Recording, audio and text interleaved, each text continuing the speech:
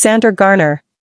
Michael Garner, a marriage polished by time and public smiles, their anniversary night framed by candles and quiet laughter, the house on Willow Drive breathing warm suburban calm, neighbors remember light spilling through curtains, a song drifting low, and then the silence, the kind that presses on the ears.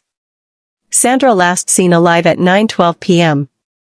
Michael pouring wine with hands that later trembled. This story begins before the scream, before the blood, before the truth learned how to hide. Investigators would later say anniversaries sharpen emotions, love and resentment sharing the same table, but that night felt ordinary, dangerously ordinary, a clock ticking louder than memory, a door closing too softly, something unseen stepping closer, and the sense that happiness was only a mask waiting to crack. The call came after midnight. Michael's voice fractured, words tripping over shock. Sandra on the kitchen floor, not breathing, dispatcher asking questions that seemed to float away, police lights washing the street in red and blue, neighbors watching through blinds, officers stepping into warmth turned cold. Sandra lying still, eyes open, anniversary necklace twisted at her throat, no sign of forced entry, no shattered glass, a home that appeared to welcome whoever came inside. Detectives note the time, the wine glasses, one full, one barely touched, a detail that would echo later. Michael standing back, hands clean, tears delayed, shock or calculation, no one could tell yet, the night air heavy with unanswered questions, and a marriage suddenly reduced to evidence markers. Autopsy results arrive quietly, like bad news whispered, cause of death, blunt force trauma, delivered with precision, not rage, not chaos, a controlled strike, time of death earlier than Michael reported, the first fracture in his story. Detectives circled a timeline, dinner reservations cancelled, phone records blinking like distant stars. Sandra texted a friend at 8:47 p.m., happy anniversary she wrote, heart emoji, then nothing, no struggle marks, no defensive wounds, someone she trusted stood close, close enough to kill without fear, the house offers little, no weapon recovered, no blood trail beyond the kitchen, it feels staged, too neat, as if someone cleaned not to erase guilt but to shape a narrative, a story meant to be believed. Michael Garner becomes the center by gravity alone, grieving husband, last to see her alive, but detectives resist the obvious, neighbors mention a strange car idling earlier, a dark sedan with fogged windows, a possible intruder, a tempting detour, canvassing begins, doorbells checked, cameras disappoint, the sedan dissolves into uncertainty. Michael's alibi shifts subtly, small changes, like sand moving underfoot, stress he says, trauma, yet detectives notice how he remembers irrelevant details with clarity, the wine label, the song playing, but not the moment he found Sandra, memory selective, grief choreographed, suspicion growing like mold in quiet corners, still no arrest, only waiting, and the sense that someone is controlling the pace of this story. Friends describe cracks in the marriage, arguments whispered behind smiles, financial strain, an insurance policy upgraded months before. Coincidence or foresight? Investigators pull records, discover a second phone registered to Michael, prepaid, used sparingly, messages deleted, but one recovered fragment, anniversary tonight, it has to be tonight, context missing, meaning unclear, could be romantic, could be fatal. Michael denies knowledge, says Sandra planned a surprise. Detectives file it away, another thread in a widening web. Meanwhile the community mourns, candles on the sidewalk. Sandra remembered as kind, devoted, unaware she was being reduced to theories, each one erasing her voice a little more. A false lead erupts suddenly, a convicted burglar matching the sedan sighting, recent release, living nearby, media latches on, fear spreads, police interrogate, alibi solid, surveillance clears him, the case snaps back to the beginning. Pressure mounts. Michael's lawyer appears, cooperation cools, interviews become scripted, detectives feel the door closing, evidence thin, time thick, anniversaries pass without answers, and the house on Willow Drive sold quickly. Michael leaves town, grief packed into boxes, suspicion left behind like dust. Years slide by, the case grows cold but not quiet, a new detective reviews files, notices the wine glasses again, one untouched. Sandra allergic to sulfites, she never drank red wine, a detail missed, or ignored.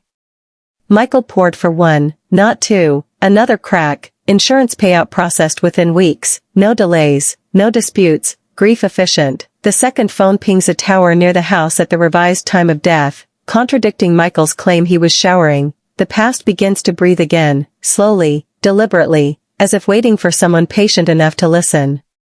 A former coworker comes forward, anonymous at first, claims Michael spoke of freedom, of starting over, of an anniversary deadline. Detectives revisit the message fragment. It has to be tonight. Suddenly sharper, darker, they reconstruct the evening. Sandra arriving home early, surprising Michael, an argument ignites, controlled, contained, the strike delivered not in fury but resolve, cleaning follows, the call delayed, a performance rehearsed, still no weapon, still no confession, only a story tightening like a noose, then a breakthrough from silence, a pawn shop receipt found in old storage, a hammer sold days after the murder, trace blood discovered, degraded but present. DNA inconclusive then, conclusive now. Sandra's, the hammer traced to Michael's card, he claims ignorance, says someone stole it, but no report filed, detectives feel the ground finally firm, warrants signed. Michael located, older, quieter, remarried, life rebuilt on an unfinished grave. Interrogation room light hums. Michael listens, nods, denies, until the wine detail surfaces, the allergy, his eyes flicker, just once, a confession seems close. Then he stops talking, lawyer intervenes, charges filed anyway, the trial becomes theater, prosecution lays the timeline, defense attacks gaps, the missing eyewitness, the years gone, jury divided, doubt seated carefully, verdict returns, not guilty, gasps ripple. Sandra's family collapses inward, justice deferred again, the story refuses to end. But truth rarely accepts verdicts, a journalist obsessed, reopens everything, interviews the anonymous coworker now named, discovers emails saved offsite. Michael writing to an unknown contact, anniversary is the window, make it look clean, payment discussed, detectives never chased a killer duo, because they assumed solitude, the journalist publishes, public outrage reignites, prosecutors reconsider under new evidence standards, the unknown contact identified, a fixer, deceased, suicide years earlier, his phone yields messages never erased. The messages map a partnership, planning meticulous, payment staged as consulting fees, the fixer inside the house briefly, invited, trusted, gone before neighbors noticed. Michael's role not the hand but the door, conspiracy now clear, charges upgraded, double jeopardy navigated through new counts. Michael arrested again, this time the mask shatters, he cries not for Sandra but for the life he thought secured. Sentencing reveals another layer. Michael speaks, claims love, claims weakness, then drops a sentence like poison.